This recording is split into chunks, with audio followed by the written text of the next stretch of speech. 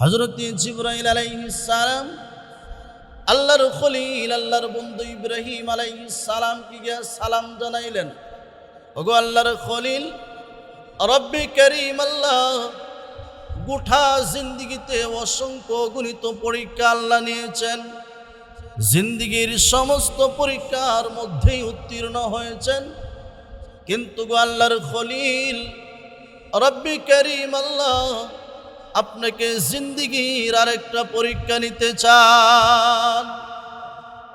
আল্লাহর খলিল হযরত ইব্রাহিম আলাইহিস সালাম বলেন, হ্যাঁ সাইয়্যিদুল মালাইকা, ফেরেশতাদের লিডার, বলো আল্লাহ কোন ধরনের পরীক্ষা নিতে চান, আমি ইব্রাহিম প্রস্তুত।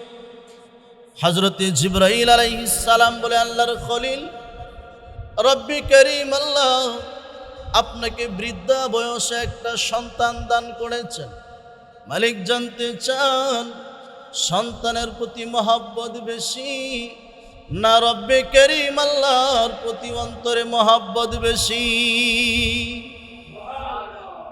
আল্লাহর খলিল হযরত ইব্রাহিম আলাইহিস সালাম বলেন, হ্যাঁ জিবরাইল, আমার সন্তান ইসমাইলের চেয়ে রব্বে করিম আল্লাহর মহব্বত লক্ষ কোটি কোটি গুণে বেশি। জিবরাইল আলাইহিস সালাম বলেন, তাই যদি হয় আল্লাহর খলিল, আল্লাহর পক্ষ থেকে আল্লাহ আমাকে পাঠাইলেন, মালিক আমাকে জানিয়ে দিলেন আপনার সন্তান ইসমাইলকে আর বিবি হাজেরাকে সৌদি আরবে আল্লাহর ঘর কানে কাবার পাশে ফারান মরুর প্রান্তরে রেখে আসতে হবে। মুসলমান বন্ধুরা আমার, বন্ধুর জন্য কি করতে পারে?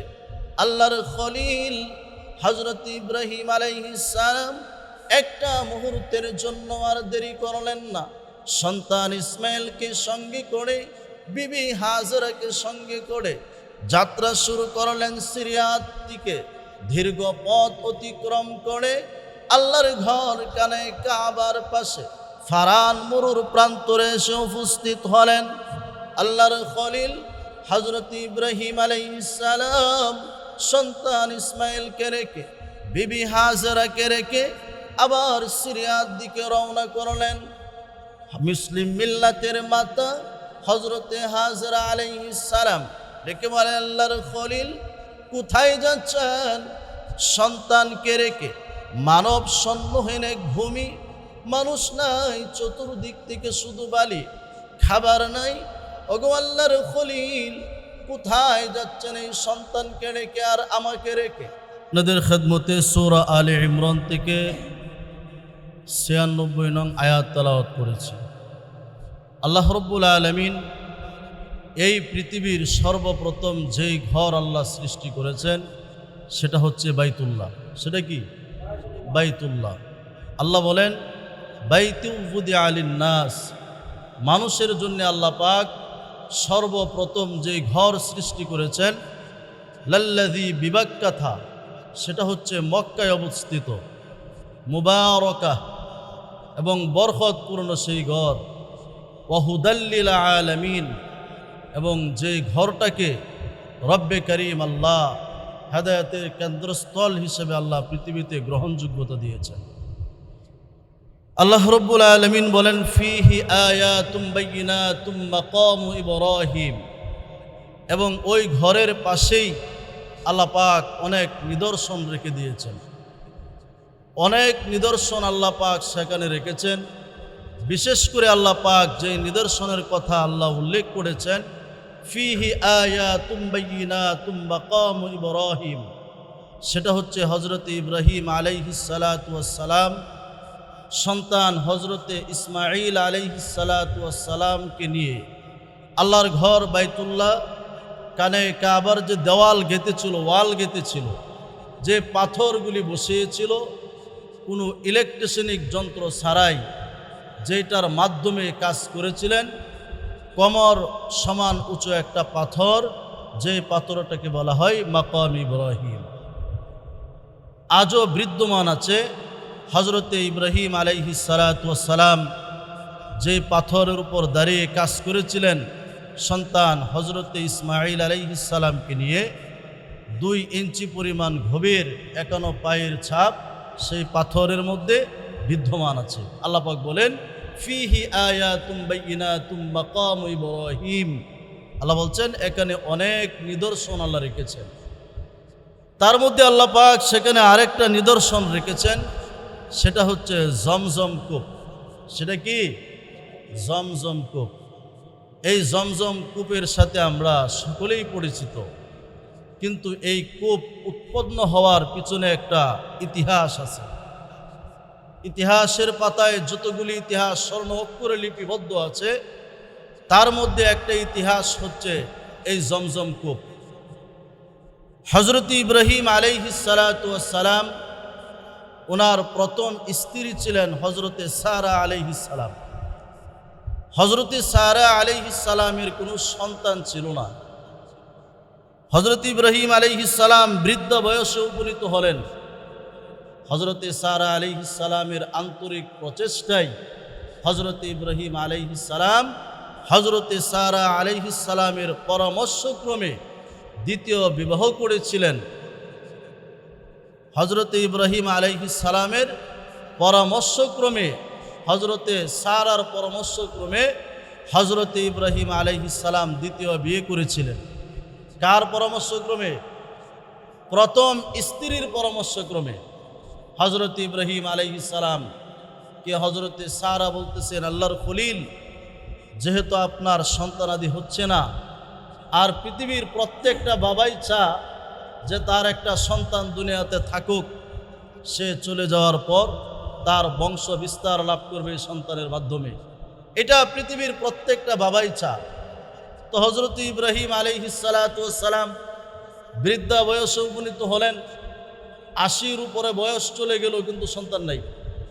হযরতে সারা আলাইহিস সালাম বলতেছে, আল্লাহর খলিল, আপনি আরেকটা বিবাহ করেন, আর যদি বিবাহ করেন তাহলে হযরতে হাজেরাকে করবেন। বলেন সুবহানাল্লাহ। হযরতে ইব্রাহিম আলাইহিস সালাতু ওয়াস সালাম প্রথম স্ত্রীর পরামর্শক্রমে হযরতে হাজেরা আলাইহিস সালামকে বিবাহ করলেন। একদিন হযরতে জিবরাইল আলাইহিস সালাতু ওয়াস সালাম এসে বলতেছে, আল্লাহর খলিল, আল্লাহকে আপনি অত্যন্ত ভালোবাসেন এবং মহব্বত করেন।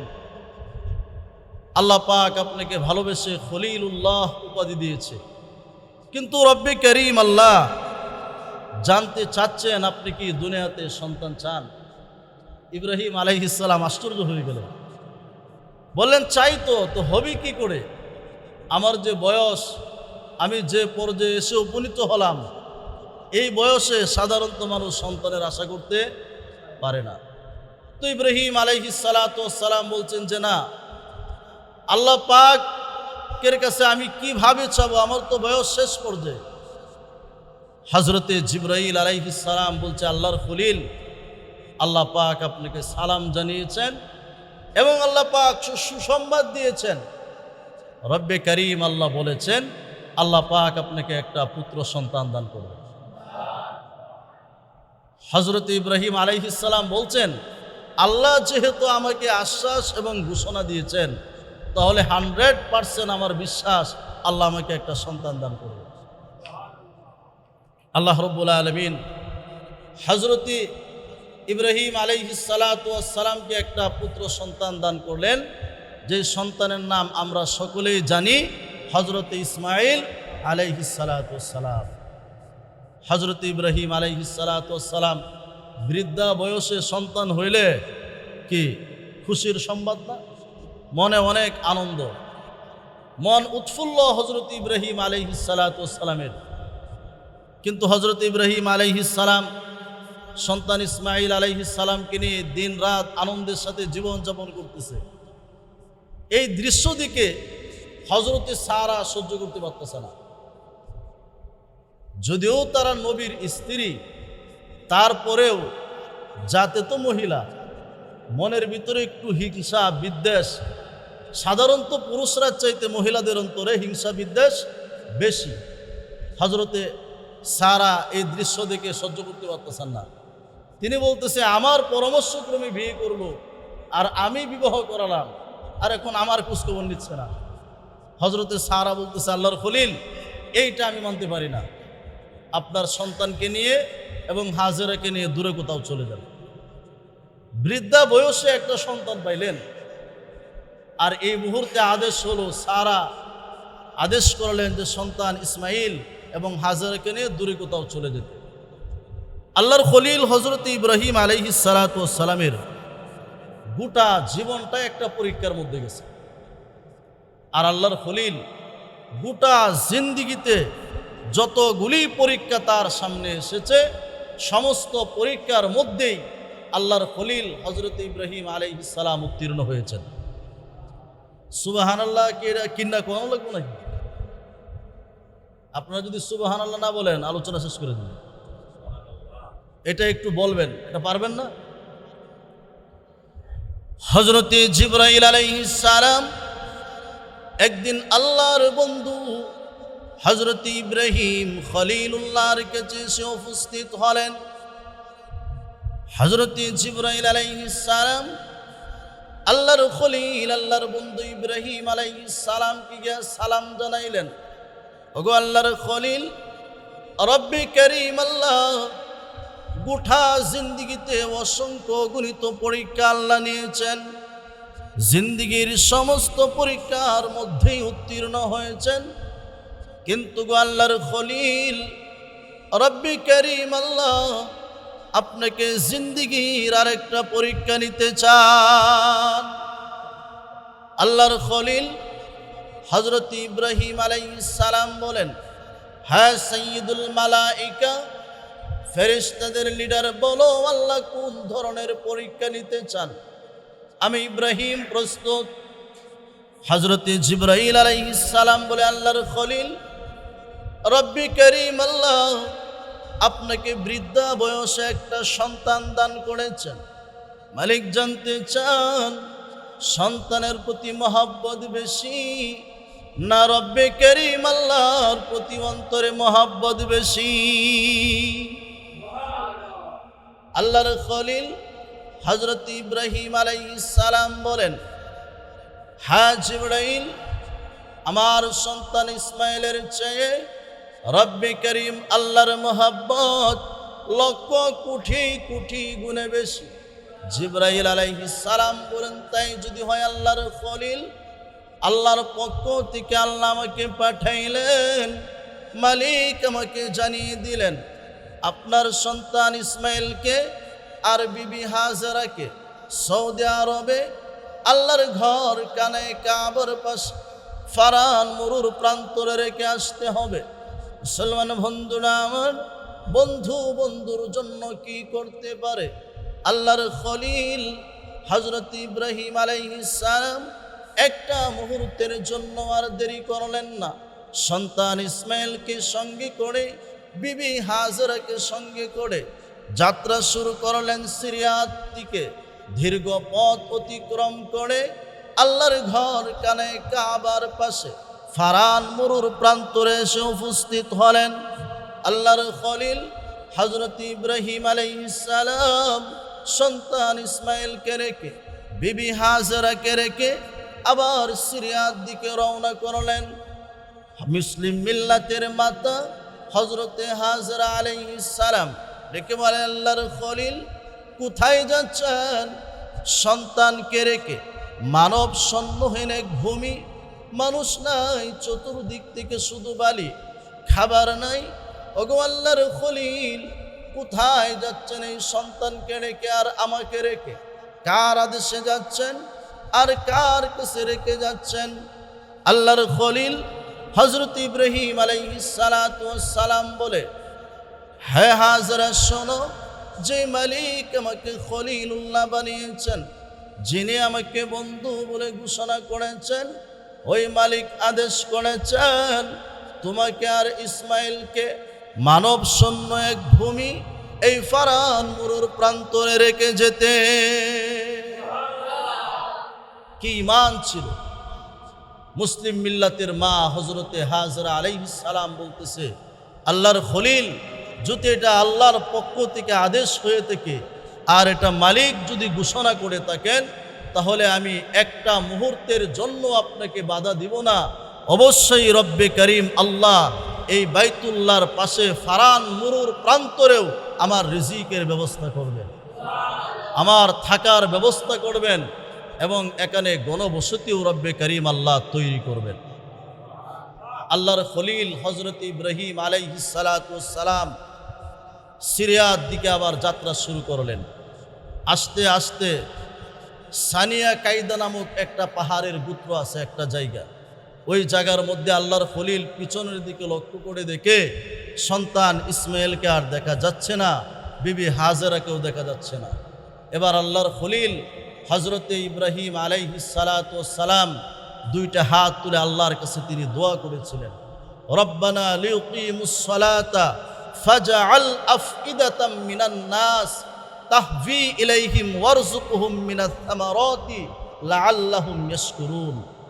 মুহাদ্দিসিনে কেরাম লেখেন, আল্লাহর খলিল হজরত ইব্রাহিম আলাইহিস সালাম দুইটা হাত উঠাইতে উঠাইতে এই পর্যন্ত দুইটা হাত উঠাইলেন আর আল্লাহর কাছে দোয়া করতেছিল, মালিক তুমি চেয়েছিলা বৃদ্ধা বয়সে আমাকে একটা সন্তান দান করলা, আর বৃদ্ধা বয়সে আমাকে একটা পরীক্ষার মধ্যেও তুমি ফেলে দিলা। তোমার আদেশ ছিল সন্তানের প্রতি মহব্বত বেশি না তোমার প্রতি মহব্বত বেশি? এই আদেশ বাস্তবায়ন করার জন্যে আমার সন্তান হজরতে ইসমাইল আলাইহিস সালামকে আমি ফারান মুরুর প্রান্তরে রেখে আসলাম। মানব শূন্য এক ভূমি, যেখানে মানুষ নাই, চতুর্দিক থেকে শুধু মরুভূমির বালি, পানি নাই, খাবারের কোনো ব্যবস্থা নাই। তুমি আমাকে পরীক্ষা করতে চেয়েছিলা, আমার পরীক্ষা যেটুকু মালিক, আমার সন্তানকে আমি রেখে আসলাম, আমার স্ত্রীকে আমি রেখে আসলাম। আমার বিশ্বাস তোমার ঘর কানে কাবার পাশে কোনো মানুষ ইবাদত বন্দিগি করে না, কোনো মানুষ নাই যেই ঘরটাকে এই পৃথিবী সৃষ্টি করার ৬,০০০ বৎসর আগে যেই ঘর তুমি সৃষ্টি করেছ, সেই ঘরের পাশেই আমার সন্তান ইসমাইল এবং আমার বিবি হাজেরাকে আমি রেখে আসলাম। ওরা এই জায়গার মধ্যে থাকবে আর তারা ওই জায়গার মধ্য থেকে আল্লাহর ইবাদত এবং বন্দিগি কায়েম করবে এবং ওই জায়গার মধ্য থেকে তারা নামাজ আদায় করবে। জোরে বলুন সুবহানাল্লাহ। এত কঠিন পরীক্ষার মধ্যেও আল্লাহর খলিল হজরতে ইব্রাহিম আলাইহিস সালাতু ওয়াস সালাম একটা মুহূর্তের জন্য নামাজের চিন্তা কি করেন নাই, বাদ দেন নাই। আল্লাহর খলিল হজরতে ইব্রাহিম আলাইহিস সালাতু ওয়াস সালাম একটা মুহূর্তের জন্য নামাজের কথা মাথার থেকে ফেলে দেন নাই।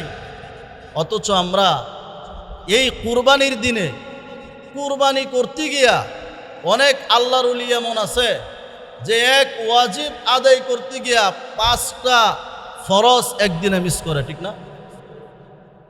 অথচ আল্লাহ পাক বলছেন ফাসল্লি লিরাব্বিকা ওয়ানহার। আল্লাহ বলছেন নবী আপনি নামাজ কায়েম করুন, তারপরে আল্লাহ কুরবানির কথা বলছেন। তাহলে নামাজের কথা আগে না কুরবানির কথা আগে? নামাজের কথা আল্লাহ আগে উল্লেখ করেছেন। অথচ আমরা এই নামাজ বাদ রেখে আমরা কুরবানির জন্য এতটাই পেরেশান থাকি, সারাদিন গুস্তু কাটতে গিয়া আর মাংস বন্টন করতে গিয়া তখন জোহরও নাই, আসরও নাই, মাগরিবও নাই, এবং এশারের নামাজ পড়ে বাজারে গিয়া বলে আব্দুল করিমের গরুটার চাইতে আব্দুল সাত্তারের গরুর মাংসটা ভালো হয়েছে। বলে কেমনে? বলে তার গরুর যে মাংসটা অনেক সফট এবং মাংসও বেশি হয়েছে, গরুটা কিনা জিতছে, ঠগে নাই। এই যে এই ব্যক্তি এই গল্পটা 4 স্টলে বৈশা করলো, তার উদ্দেশ্য কি কুরবান ছিল? কথা বলেন না। তার উদ্দেশ্য কি কুরবান? তার উদ্দেশ্য কুরবান না। কারণ আল্লাহ তো বলছেন লা ইয়ানালাল্লাহু লুহুমুহা ওয়ালা দিমাউহা ওয়ালাকিন ইয়ানালুহুত তাকওয়া। আল্লাহ বান্দার কাছ থেকে গরুর গোশতও চান না, হাড্ডিও চান না, রক্তও চান না। আল্লাহ পাক যেটা চান বান্দার কাছ থেকে সেটা হচ্ছে তাকওয়া। আর তাকওয়া হচ্ছে এমন জিনিস, আল্লাহ পাক বলছেন তাকওয়া সেটা হৃদয়, তোমাদের মনের অবস্থানটা কি সেটা আমি আল্লাহ তোমাদের কাছ থেকে নিচ্ছি। তোমরা কি উদ্দেশ্য কুরবান দিচ্ছ সেই উদ্দেশ্যটাকে আমি আল্লাহ কবুল করে নিচ্ছি। অথচ আমরা একটা ওয়াজিব আদায় করতে গিয়া আমরা যে 5টা ফরজ মিস করলাম, জোহর মিস করলাম, আসরের নামাজ মিস করলাম, তারপরে মাগরিবও মিস করলাম, এশাও মিস করলাম, তাহলে ব্যাপারটা কেমন হয়ে গেল? গোটা পৃথিবীর সমস্ত ওয়াজিবকে যদি এক পাল্লায় করা হয় এক রাকাত ফরজের সমপরিমাণ হবে? এক রাকাত ফরজের সমপরিমাণ হবে না। অথচ আমরা একটা ওয়াজিব আদায় করতে গিয়া ওই দিক দিয়ে আমরা কত ওয়াক্ত নামাজ মিস করে ফেলতেছি। এখন যদি আপনি লক্ষ্য করেন যে আমরা ওয়াজিবটা যেহেতু আদায় করতেছি, বৎসরে একবার ঈদ আসে, তাহলে একদিন নামাজ হতে একটু কাজা করেই পড়লাম, এই কুরবান আল্লাহ আপনার কাছ থেকে চাচ্ছেন না। অনেকেই বলে যে হুজুর বেনামাজির সাথে কি কুরবানি হবে? আমি আপনাকে যদি প্রশ্ন করি বেনামাজির সাথে আপনি কুরবানি দিবেন কেন? যার সাথে কুরবানি হবে না হবে সেটা পরের কথা। বেনামাজি যে নামাজ পড়ে না তার কুরবান দেওয়ার উদ্দেশ্যটা কি? সে কুরবান দিচ্ছে কেন? আল্লাহ পাক রব্বুল আলামিন নামাজ ফরজ করেছেন, অথচ এই ব্যক্তি নামাজই পড়ল না, তার সাথে আপনি কুরবান দিবেন কেন? হবে না হবে তো পরের কথা। বেনামাজির সাথে আপনি কুরবান দিতে চাচ্ছেন কেন? আর বেনামাজি কুরবান দিবে তার উদ্দেশ্যটা কি, তার লাভটা কি? আল্লাহ রব্বুল আলামিন যত জায়গায় নামাজের কথা বলেছেন প্রত্যেক জায়গায় আল্লাহ যাকাতের বিধানের কথা আল্লাহ আলোচনা করেছেন। আল্লাহ বলছেন আকিমুস সালাত ওয়া আতুজ যাকাত। যত জায়গায় আল্লাহ নামাজের কথা বলেছেন প্রত্যেক জায়গায় আল্লাহ যাকাতের ব্যাপারে কথা বলেছেন। অথচ আমরা লক্ষ্য করে যদি দেখি, এই কুরবানি যখন আসে, আমরা মুসলমানেরা যখন কুরবান দিই তখন আমরা নিজেকে প্রাউড ফিল করি যে আমি একজন মুসলমান, বৎসরে একদিন ঈদের দিন আসছে, আমি কুরবান দিতে যাচ্ছি, এটা নিজেকে একটা গর্ববোধ মনে হয় নিজের কাছে। অথচ একই ব্যক্তি যখন যাকাতের ক্ষেত্রে তার আলোচনা করা হয়, যখন যাকাতের ব্যাপারে পরামর্শ করা হয়, যখন যাকাতের কথা তার সাথে বলা হয়, তখন মাথা সে নিচু করে দিয়ে রাখে। যাকাতের ক্ষেত্রে তার ভিতরে কোনো আনন্দ ফিল হয় না। যাকাত যে আল্লাহর বিধান, এই ক্ষেত্রে তার মন মালিন্য হয়ে যা, মুখ অন্ধকার হয়ে যা। আর কুরবানির ক্ষেত্রে মুখে হাসি ফুটে। তার উদ্দেশ্য হলো এই কুরবান দিয়ে আল্লাহকে সন্তুষ্ট করা নয়, এই কুরবান দেওয়া তার উদ্দেশ্য হচ্ছে ভিন্ন, ঠিক কিনা? যদি ভিন্নই না হবে তাহলে এই একই ব্যক্তির উপরে যেই নেশাব দিয়ে যাকাত ফরজ, একই নেশাব দিয়ে তো কুরবানি ওয়াজিব, ঠিক না? শুধু পার্থক্য এতটুকু, কুরবানির নেশাব হচ্ছে ঈদের দিন থেকে নিয়ে 3 দিন পর্যন্ত যদি নেশাবের মালিক থাকে, আর যাকাতেরটা হচ্ছে পুরো 1 বছর পরিমাণ যদি নেশাবের মালিক থাকে। যেই নেশাব দিয়ে কুরবানি ওয়াজিব হলো, একই নেশাব দিয়ে যাকাত ফরজ, অথচ এই ব্যক্তি সারা জীবনেও যাকাত দিল না, অথচ তার জিন্দিগিতে কোনোদিন কুরবানি মিস করে না, ঠিক না? তাহলে এর উদ্দেশ্য, যদিও আমরা দেখি সে ইসলামের কাজ করতেছে, এই ব্যক্তিটাই ইসলামের দোহাই দিয়ে কুরবান নামক পবিত্র একটা ইবাদতকে অপবিত্র বানাচ্ছে। এটা আল্লাহর একটা গ্রহণযোগ্যতাপূর্ণ ইবাদত কুরবানি, যে কুরবানটা আল্লাহ পাক হযরত ইব্রাহিম আলাইহিস সালাতু ওয়াস সালামের কাছ থেকে নিয়েছিলেন। ওই দিকে গেলে আলোচনা লম্বা হয়ে যাবে। হযরত ইব্রাহিম আলাইহিস সালাতু ওয়াস সালাম, আল্লাহর খলিল হযরত ইব্রাহিম আলাইহিস সালাম দোয়া করেছিলেন, আয় আল্লাহ, ওদেরকে আমি রেখে আসলাম, আমার সন্তান, আমার বিশ্বাস, আমার সন্তান, তাদেরকে যদি রিজিকের ব্যবস্থা করে দেন, যদি পানির ব্যবস্থা করে দেন, যদি খাবারের ব্যবস্থা করে দেন, আমার ইয়াকিন এবং এটা আমার বিশ্বাস, আমার সন্তান নবীর সন্তান, হালাল রক্তের সন্তান, আর আমার স্ত্রী হাজেরা সাধারণ কোনো মহিলা নয়, মুসলিম মিল্লাতের মা। আমার স্ত্রী তাকে এমন শিক্ষা দান করবে, আমার সন্তান অবশ্যই আপনার ইবাদত এবং বন্দেগী করবে। হযরতে হাজেরা আলাইহিস সালাম ডেকে বলছেন, আল্লাহর খলিল, আপনি তো চলে যাচ্ছেন, যদি আল্লাহর হুকুমে আমাকে রেখে যান, আর মালিক যদি এটার প্রতি সন্তুষ্ট থাকে, আমি হাজেরা অবশ্যই এটার উপরে ঈমান আনলাম। রব্বে করিম আল্লাহ আমাকে এই মরুর প্রান্তরেও নৈরাশ বানাবেন না। হযরত ইব্রাহিম আলাইহিস সালাম রওনা হয়ে গেলেন সিরিয়ার দিকে। যাবার প্রতি চিন্তা করলেন, এই যে সন্তানকে রেখে আসলাম, এই মরুর প্রান্তরে কোনো খাবার নাই, পানির ব্যবস্থা নাই, কার কাছে থাকবে, কিভাবে থাকবে? এই চিন্তা আর চেতনা থেকে আল্লাহর খলিল হযরত ইব্রাহিম আলাইহিস সালাম পেরেশান হয়ে গেলেন।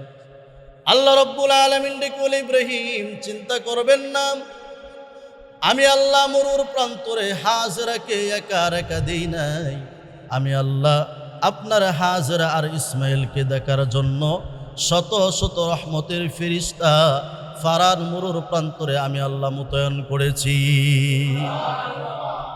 হযরত ইব্রাহিম আলাইহিস সালাতু ওয়াস সালামকে আল্লাহ ডেকে বলছেন, আল্লাহর খলিল, এতদিন আপনার পরীক্ষা করলাম, এবার আপনার স্ত্রীকে একটু পরীক্ষা করতে চাই। আপনার স্ত্রী কতটুক ঈমানের উপর অটল আছে এটা আমি আল্লাহ একটু পরীক্ষা করতে চাই। আপনি কিন্তু গোটা জিন্দেগি পরীক্ষা করলাম, উত্তীর্ণ হলেন, কিন্তু আপনার স্ত্রীর ঈমান কতটুকু আছে আপনার প্রতি এবং আমি আল্লাহর প্রতি এটা একটু পরীক্ষা করতে চাই।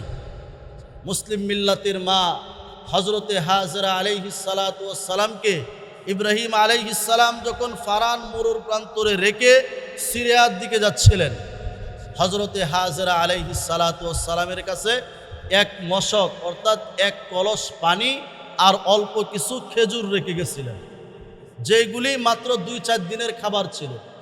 হযরতে হাজরা আলাইহিস সালাম ধৈর্যের সাথে সেই খাবারগুলি তিনি আহার করলেন, কিন্তু কিছুদিন যেতে না যেতেই খাবার শেষ। কিছুদিন যেতে না যেতেই খাবার কি শেষ। ওই দিক থেকে ইসমাঈল আলাইহিস সালাতু ওয়াস সালাম বড় হইতে লাগলেন। হযরত ইসমাঈল আলাইহিস সালাতু ওয়াস সালামের বয়স 8 বছর বা 7 বছরে উপনীত হলো। এই দিক থেকে পানিও নাই, খাবারও নাই। যেই এলাকার মধ্যে কোনো মানুষ নাই, চতুর্দিক থেকে শুধু বালি আর মরুভূমি, কোনো মানুষ নাই। এর আগে এই কানায়ে কাবার পাশে কোনো মানুষ ছিল না। এই দুইজনই ছিল, হযরতে সারা এবং হযরতে ইসমাঈল আলাইহিস সালাম। আর যা ছিল মরুভূমির বালি, এছাড়া কেউ ছিল না। এমন একটা পরিস্থিতিতে খাবার নাই, পানি নাই, একজন মহিলা মানুষ, তার জন্যে এই টাইমটা, এই সময়টা কতটা হৃদয় বিতরক ছিল।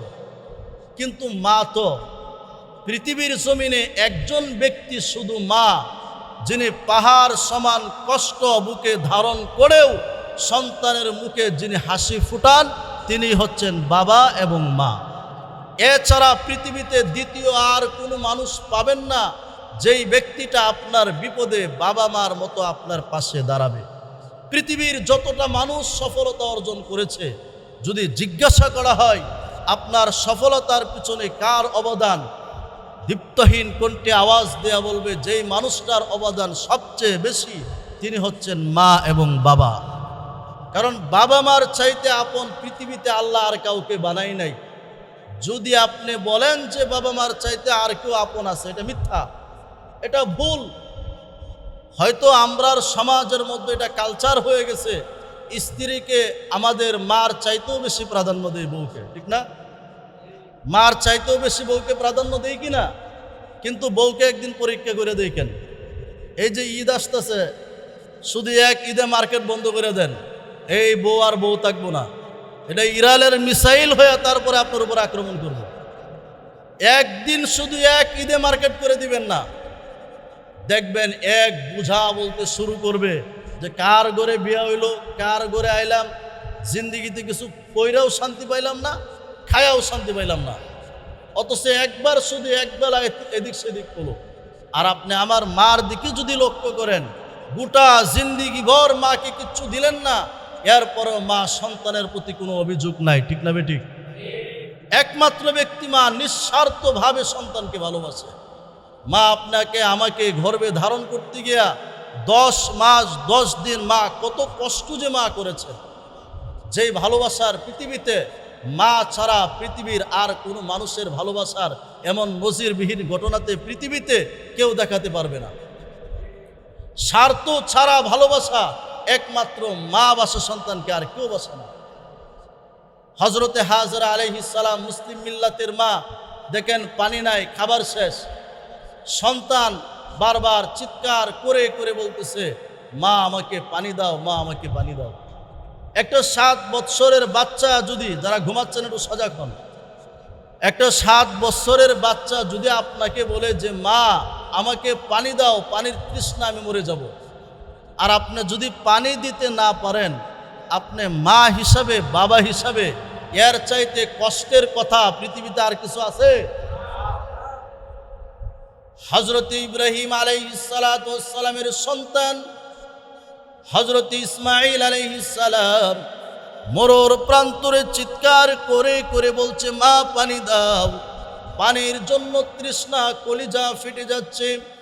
মুসলিম মিল্লাতের মা হযরতে হাজরা কোথায় পানি পাবে? কোথাও পানি নাই।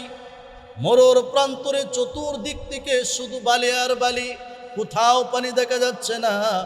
মুসলিম মিল্লাতের মা হযরতে হাজরা একটা মুহূর্তের জন্য দেরি করলেন না, ঘর থেকে বের হয়ে গেলেন। আওলাকে সে পাগল নিবেশে মরুর চতুর্দিক থেকে ঘুরে আর কোথাও পানি পাওয়া যায়, কিন্তু কোথাও পানি পাওয়া যাচ্ছে না। মুসলিম মিল্লাতের মা হযরতে হাজরা আল্লাহর ঘর কানে কাবার পাশে সন্তান ইসমাইলকে বুকে জড়াইয়া বসে আছেন। আর ডান দিক থেকে লক্ষ্য করেন, হযরতে হাজরা ডান দিকে লক্ষ্য করেন, দেখে সাফা পাহাড়। হযরতে হাজরা দৌড়াইয়া পাহাড়ের উপরে উঠলেন। মনে হচ্ছে যেন ঝর্ণা থেকে পানি বের হচ্ছে, কিন্তু না, এটা ঝর্ণার পানি না। সূর্যের কিরণ পাথরের মধ্যে লেগে পাথর চিকচিক করতেছিল, কিন্তু এটা ঝর্ণার পানি না। মুসলিম মিল্লাতের মা হযরতে হাজরা একটা দৌড় মারলেন সাফা পাহাড়ে, গিয়া দেখে পানি নাই। আবার দৌড়াইয়া সন্তান ইসমাইলকে বুকে জড়াইয়া ধরলেন। আবার সন্তানের দিকে তাকাই, সন্তান ডেকে বলে, মা পানি দাও। মুসলিম মিল্লাতের মার সহ্য করতে পারলেন না, আবার দৌড়াইলেন মারোয়া পাহাড়ের দিকে। মারোয়া পাহাড় থেকে মনে হচ্ছে ঝর্ণা বের হচ্ছে, কিন্তু না, ওইখানে পানি ছিল না। ওই যে সূর্যের কিরণ পাথরের মধ্যে লেগে পাথর থেকে চিকচিক ঝিলমিল করতেছিল, মনে হচ্ছে পানি বের হচ্ছে, কিন্তু এটা পানি না।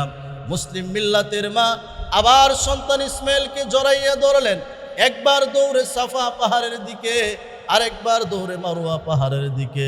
একবার দুইবার নয়, এইভাবে দৌড়তে দৌড়তে 7 বার মুসলিম মিল্লাতের মা হযরতে হাজরা 7 বার দৌড়াদৌড়ি করলেন। এরপরেও যখন পানি পাচ্ছে না, সন্তান ইসমাইলকে বুকে জড়াইয়া কান্না শুরু করলেন। আর ডেকে বলতেছিল, মালিক, আমার সন্তান যদি পানির অভাবে মারা যায়, আমি মা হইয়া কিয়ামতের ময়দানে এই চেহারা কি করে তোমার সামনে দেখাবো? আমি মা হইয়া আমার সন্তানকে আমি পানি দিতে পারবো না। এই কথা বলে বলে মুসলিম মিল্লাতের মা হযরতে হাজরা আলাইহিস সালাম নিজের আঁচলটা উপরের দিকে উঠাইলেন, 2টা হাত আল্লাহর কাছে উঠাইলেন। আর ডেকে বলতেছে, মালিক, আমার সন্তান ইসমাইলকে আমি চেষ্টা করেছিলাম, পানি নাই। আয় আল্লাহ, তোমার কুদরতির ভান্ডারে পানির অভাব নাই। আয় আল্লাহ, তুমি কুদরতিভাবে পানির ফয়সালা করে দাও। মুসলিম মিল্লাতের মা হযরতে হাজরা যখন আল্লাহর কাছে এইভাবে 2টা হাত তুলে কান্না শুরু করলেন, আকাশের লক্ষ লক্ষ কোটি কোটি ফেরেশতারা এই দৃশ্যটা দেখে বাকরুদ্ধ হয়ে গেলেন। আল্লাহ রব্বুল আলামিনের কাছে এত পরিমাণে তিনি কান্না করেছিলেন, কান্না দেখে আল্লাহর রহমতের ফেরেশতারাও কান্না শুরু করলো। আল্লাহ রব্বুল আলামিন হযরতে জিবরাইলকে পাঠাইলেন আর বললেন, জিবরাইল যাও, জিবরাইল যাও, ফারান মরুর প্রান্তরে যাও। হযরতে জিবরাইল আলাইহিস সালাম মানুষের রূপ ধারণ করে হযরতে হাজরার কাছে এসে বলতেছে, আল্লাহর বান্দি কেন কান্দে? বলে, ভাই শোনো, এই যে আমার সন্তান পানির অভাবে মারা যাবে, আমি মা হয়ে এই দৃশ্যটা সহ্য করতে পারবো না, আমি মা হয়ে এটা সইতে পারি না। এই বলে চিৎকার করে কান্না শুরু করলো। হযরতে জিবরাইল আলাইহিস সালাতু ওয়াস সালাম 2টা রাওয়ায়াতের মধ্যে আসছে, এক রাওয়ায়াতের মধ্যে আসছে আল্লাহর রহমতের দরিয়ায় এত পরিমাণে ঢেউ উঠে গেছিল, হযরতে জিবরাইল যখন মরুভূমির বালির মধ্যে এসে নিজের পায়ের গোড়ালি দিয়ে যখন আঘাত করলেন, মুহূর্তের মধ্যেই আল্লাহ রব্বুল আলামিন ওই মরুর প্রান্তরে পিনকি দিয়ে জান্নাতি পানির ব্যবস্থা করে দিলেন। হযরতে হাজরা আলাইহিস সালাম দেখেন পানি এত স্পিড উপর দিকে উঠছে, উনার ভাষায় তিনি বলতে শুরু করলেন, জামজাম মানে থাম। হযরতে হাজরা চতুর্দিক থেকে পাথর দিয়ে ব্যারিকেড দিলেন, বাদ দিলেন। আল্লাহ রব্বুল আলামিন বলেন, হাজরার কান্নাতে আমি আল্লাহর রহমতের দরিয়ায় এত পরিমাণে ঢেউ উঠে গিয়েছিল, যদি হাজরা পাথর দিয়ে চতুর্দিক থেকে বাদ না দিত, আমি আল্লাহ রব্বুল আলামিন গোটা পৃথিবীটাকে আরেকবার আল্লাহ আমি কূপের পানি দিয়ে ভিজিয়ে দিতাম। মুসলিম মিল্লাতের মা হযরতে হাজরা সন্তান ইসমাইলকে পানি পান করাইলেন। আর হযরতে জিবরাইল আলাইহিস সালাম জান্নাত থেকে কিছু খেজুর দিয়েছিলেন আর বলেছিলেন, আল্লাহর বান্দি এই পানি পান করেন। মুসলিম মিল্লাতের মা হযরতে হাজরা পানি পান করলেও সন্তানকেও পান করাইলেন। হযরতে হাজরা বলেন, জিন্দিগিতে কত পানি পান করলাম, কিন্তু এমন সুন্দর পানি আমি হাজরার জিন্দিগিতে আমি কোনোদিন পান করি নাই। গোটা পৃথিবীর সমস্ত ডক্টর আর বৈজ্ঞানিকরা একমত, জমজম কূপের চাইতে বিশুদ্ধ পানি গোটা পৃথিবীতে আজও পর্যন্ত আবিষ্কার করতে পারে নাই, কিয়ামত পর্যন্ত পারবে না। এই পানির মধ্যে আল্লাহ এত বরকত রেখেছেন, যেই পানি পান করলে তৃষ্ণাও দূর হয়, ক্ষুধাও দূর হয়। এটা একটা ঔষধ। হযরতে হাজরা আলাইহিস সালাম যখন পানি পাইলেন আর পানি পান করালেন, সন্তানকেও পান করালেন, হযরতে জিবরাইল জান্নাত থেকে কিছু খেজুর আনছিলেন। এই খেজুরগুলি হযরতে হাজরা এবং সন্তান ইসমাইল দুইজন খাইলেন আর বললেন, আল্লাহর বান্দি এই খেজুরগুলি চতুর্দিক থেকে ছিটিয়ে দিবেন। হযরতে হাজরা চতুর্দিক থেকে খেজুরের দানাগুলি ছিটিয়ে দিল। কিছুদিনের মধ্যেই খেজুরের গাছ ধরলো আর গাছ থেকে অসংখ্য অগণিত খেজুর পাকতে শুরু করলো। ওই যে ইব্রাহিম আলাইহিস সালাম দোয়া করেছিল, আল্লাহ রিজিকের ব্যবস্থা করে দাও, আল্লাহ রব্বুল আলামিন কিছুদিনের মধ্যেই হযরতে হাজরা আলাইহিস সালামকে আল্লাহ রিজিকের ব্যবস্থা করে দিলেন। অনেক লম্বা আলোচনা, আর সামনে যাওয়া যাবে না।